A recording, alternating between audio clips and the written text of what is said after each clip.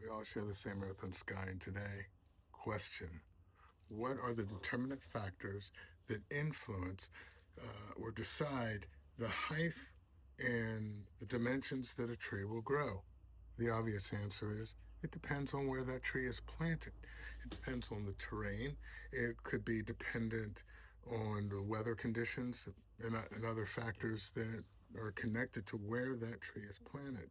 You could extend it forward to what would happen if you took that same tree, you got a steel or metal bowl, you put the tree in that bowl, you put some dirt in there, you plant it in the ground, however, you can't see the edges of the pot. Now, how tall will that tree grow? Now, not only is it the factors of the terrain, the weather conditions, etc., it's also based on the confines of that pot. And so, even if you had a sapling that's like a redwood tree and you planted it among 100 other redwood trees that are not planted in a pot, it's still limited to the dimensions that that steel pot will allow for its personal growth.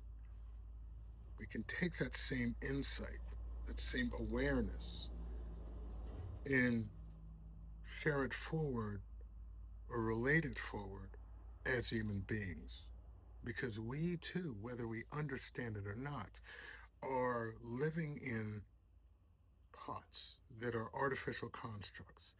These artificial pots are conditioning. It is our attachment style. It is trauma exposure. It is belief systems. It is society. It is culture. It is economic exposure, educational exposure. Innumerable factors will influence how we are growing within ourselves and within our family systems and within our community and within our society. And again, we're planted in these artificial pots that we're so sure or we can't see or we're not conscious of the nature of the pot and that it's a fabrication, that there we are functionally doing the same things over and over again, expecting different results.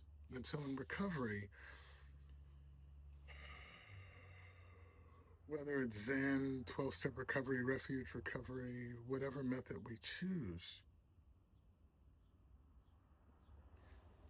it's the nature of the practice that it largely allows us to transplant outside of these pots into what is, as Genki Takabayashi Roshi used to say, that which is naturally natural.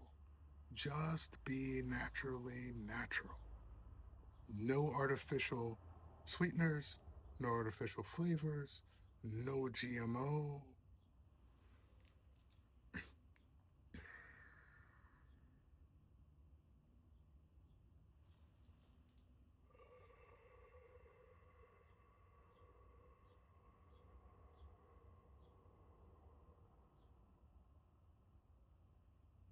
To the very bottom. In this way, it's not that human beings that we will be free from pain, but our suffering are the narratives, the conditioning,